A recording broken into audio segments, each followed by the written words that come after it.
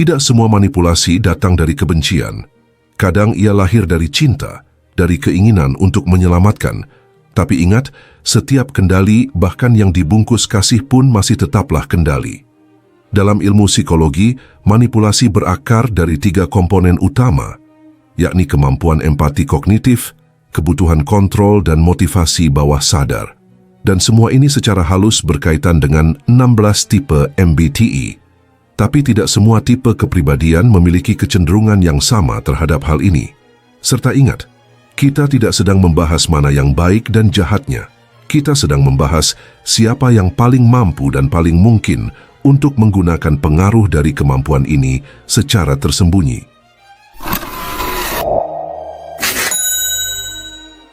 Kita mulai dari peringkat kedua. Di peringkat kedua ada ENFJ, The Benevolent Puppeteer. Wajah mereka penuh kebaikan. Tapi di balik itu mereka tahu bagaimana menyentuh hatimu, menghidupkan rasa bersalahmu, dan mengajarkanmu arti cinta bersyarat. ENFJ adalah ahli persuasi emosional. Mereka tahu kata apa yang akan membuatmu menyerah dan kapan harus mengatakannya. Di peringkat ketiga ada ENTJ, The Silent Strategist. Tidak ada emosi, tidak ada teriakan, hanya ide, logika, dan rencana. ENTJ memanipulasi dari balik layar. Mereka tak peduli kamu suka padanya atau tidak. Yang mereka inginkan hanyalah kamu bergerak sesuai skenario yang sudah ditulis dalam pikirannya. Di peringkat keempat ada ENFJ, The Moral Orchestrator. Mereka terlihat spiritual, lembut, bahkan suci. Tapi mereka tahu betul bagaimana membungkus kontrol dalam nama kebaikan. ENFJ bisa membuatmu merasa itu semua pilihanmu, padahal kamu sedang dibawa ke arah yang mereka anggap benar. Di peringkat kelima ada ESTJ, The Command Enforcer. Bukan manipulasi licik, tapi tekanan sistematis. ESTJ menggunakan posisi, aturan, dan tradisi sebagai alat kendali. Mereka tidak menyuruhmu langsung, tapi sistem akan membuatmu tunduk. Di peringkat keenam ada ESFJ, The Social Architect. Mereka membentuk ikatan, mereka merawat. Tapi di balik itu, mereka tahu bagaimana menciptakan tekanan sosial. ESFJ akan membuatmu merasa bersalah jika kamu tak memenuhi ekspektasi relasi yang mereka tanam. Di peringkat ketujuh ada ENTP, The Intellectual Instigator. Mereka bermain dengan ide, dengan batas, dengan absurditas. ENTP bukan manipulatif karena niat jahat, tapi mereka suka mengacak sistem sosial hanya untuk melihat reaksimu. Kamu tidak sadar, tapi kamu sedang diuji. Di peringkat ke-8 ada ENFP, The Emotional Martyr. ENFP tidak frontal, tapi jika mereka kecewa, mereka diam. Dan diam, mereka berbicara keras. Mereka bisa membuatmu merasa bersalah tanpa satu pun kata. Mereka tak pernah memaksa, tapi mereka bisa membuatmu meminta maaf untuk luka yang mereka simpan sendiri. Di peringkat ke-9 ada ESFJ, The Devoted Debtor. Mereka memberi, dan memberi. Tapi di balik itu ada harapan bahwa kamu akan membalas. ESFJ tidak menuntut, tapi mereka akan membuatmu merasa seperti kamu berhutang.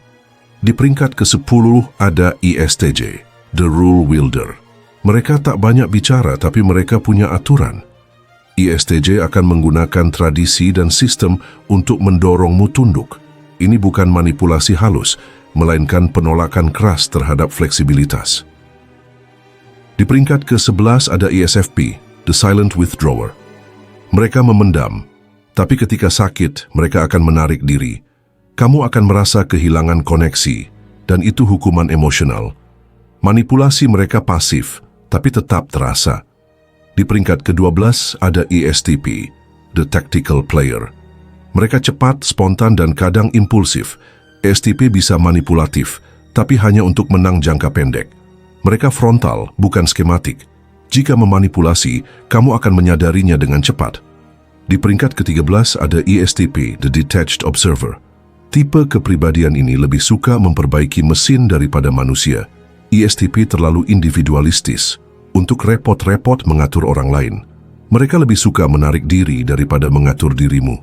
Di peringkat ke-14 ada ENFP, The Emotional Firework. Ia adalah individu yang penuh semangat, penuh cinta, dan kadang impulsif. Tapi ENFP tidak menyusun manipulasi. Mereka bergerak dengan hati, dan hati mereka terlalu transparan untuk jadi alat yang licik. Di peringkat ke-15 ada ESFP, The Joyful Charmer. Energi mereka membuatmu tertarik, tapi mereka tidak tertarik untuk mengendalikan. Mereka memikat, tapi tidak strategis. Mereka terlalu sibuk untuk menikmati hidup.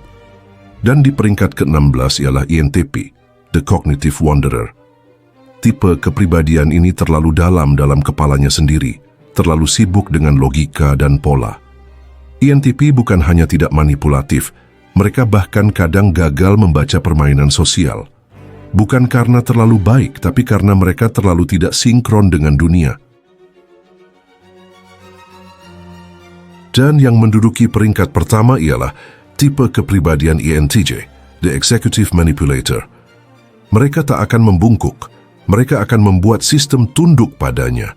ENTJ memanipulasi bukan dengan emosi, melainkan dengan struktur, logika, dan efektivitas. Mereka membaca tujuan seperti jenderal membaca medan perang, dan mereka akan menggerakkan semua pion untuk mencapai kemenangan. Tidak peduli kamu suka atau tidak. Ini bukan tentang perasaan, ini tentang hasil.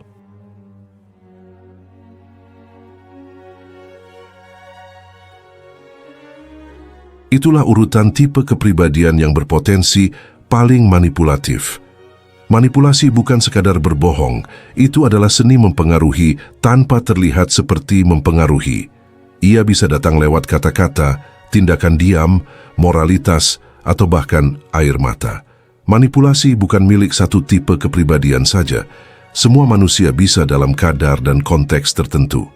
Tapi memahami pola kecenderungan ini dapat membuat kita lebih sadar pada siapa yang bisa mempengaruhi kita dan siapa yang tanpa sadar sedang kita pengaruhi.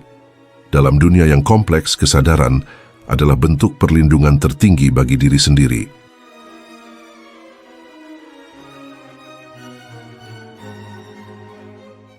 Baiklah kalau begitu seperti biasa, terima kasih sudah menyimak sampai sini. Jangan lupa subscribe Jeda Sibuk. Nantikan pembahasan saya selanjutnya. Saya, si ganteng nan tampan Fernando Widono. Sampai jumpa.